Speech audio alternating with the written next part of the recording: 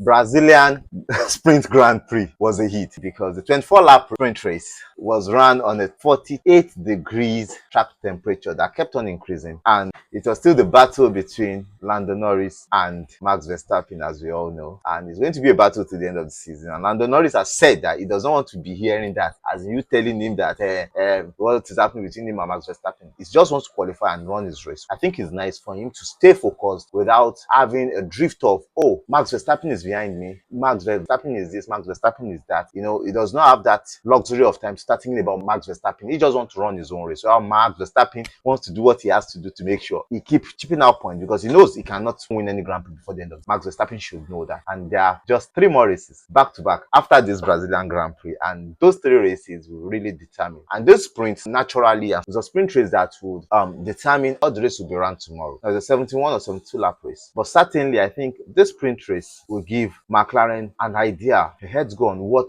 will happen, and that is what they had. After the qualifying, they will have a setup that McLaren is out of every other team in the league, certainly. And what they will be able to do is to know that it's a longer race, and as you all know, the first part of the race will always be different from the second part of the race for different teams and different drivers, because some of these cars are very good on high fuel, but while some are more balanced on hard tires, while some on medium tires, some on soft tires. So it depends on what happens and the prerogative of the team to know what they should do at a certain point in time in the race. From what I'm seeing, I think it's going to be a very good main race tomorrow, because the Ferrari will be in contention tomorrow. They've learned from their mistakes, and I think Red Bull cannot give more than they have now. Some people are still saying Max Verstappen is driving the heck out of that car. I don't agree with that, but I'll make another video on that to describe what is really happening in Red Bull and the RB20 to you. Even RB19, I'll describe it for you so you can understand much about it. But let's go back to the sprint race in Brazil. 2 McLaren starting very well. They got off the line very well, and Oscar Piastri was able to lead, and he had the pace in hand. At the point they wanted him to give the place back to Lando Norris, in which he was like, no, until towards the end of the race. And he just wants to show the team that, see guys, I deserve to win, but I'm giving Lando now. Listen, they give him now. Make you understand. Say, I mean, they give him, but I have the space. I know how to win also. So he deserved the win, but because he has to help his teammate, and that also nearly put them in trouble. But at the end of the day, they got the 1-2 done. What a beautiful strategy for them, and a beautiful understanding for Oscar Piastri. Lando Norris suffered right behind him in the DRS zones, because he was always in DRS. Almost half of the 24 laps was in DRS of his teammate until he was allowed to pass. And for Max Verstappen, he drove a beautiful race, putting Charles Leclerc under pressure. But if it's a normal race, I'm sure Charles Leclerc will come back to hunt him and get him, certainly. It is the main race tomorrow, because on a long pace run, the Ferraris are far better than the Red Bull, while the McLaren are in a league of their own now. The Mercedes today was wish-wash. George Russell was not even inside the race. He was just in the 6th place, maintaining that 6th place, and kept on running that 6th place.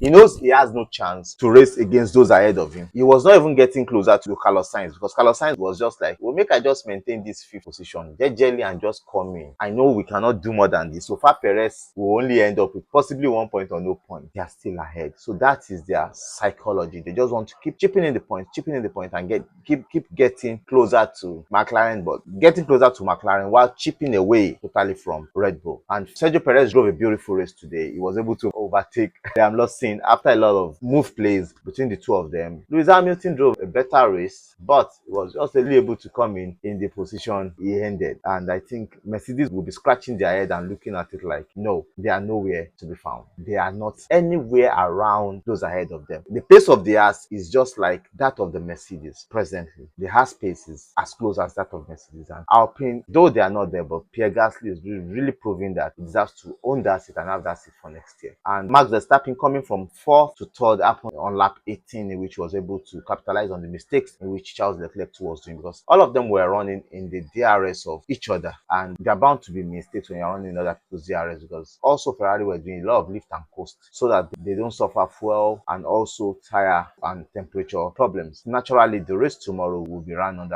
a more cooler temperature. Possibly there will be rain, so they won't suffer that. And the only DNF in the race was Nico Hülkenberg, that suffered an exhaust stroke turbo issue, and that was on lap 20. And the race could have finished under virtual safety car, because the race was neutralized, and that could have given Max Verstappen a bigger fight for 2nd position. But the race was neutralized, and he was able to come in 3rd, right behind Oscar Piastri. The qualifying will be on soon, but it's going to be a very good qualifying also. Big races coming. You guys cannot afford to miss it. But up until qualifying, we meet them. Yeah.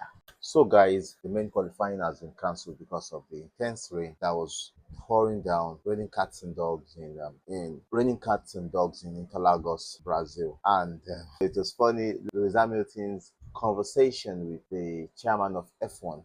I was saying if they have good tires and they can get them good blankets, they should have sent them out, which makes sense. But after assessing the whole situation, they believe it would be dangerous to send the drivers out. Nobody's looking at a race costing unaliving or things like that. But back to the main things. Charles Leclerc has been fined €10,000 for swearing words during the press conference. And also, Botelletto is being looked up as Sauber driver next year.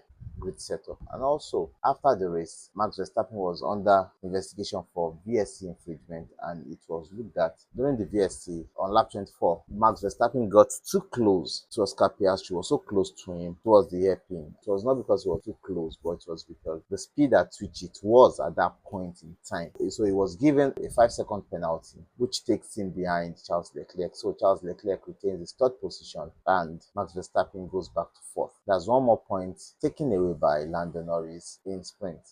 But tomorrow we will see the main race. For the main race, we will see the main qualifying. It is said that if the main qualifying does not go as planned tomorrow, now, if there's rain or anything that will disturb the qualifying, this is what will happen. The result of the only free practice session will be the starting grid, which means Max Verstappen, already getting a 5-second penalty, was last during the FP1 session, will start last on the grid. That is, if the qualifying will not go as planned tomorrow morning. That is what should go down. But if the qualifying will go down, to be different. I'll just give you an heads up. Up until tomorrow for the qualifying video and also for the main race video. I love you guys. Bye. Cheers.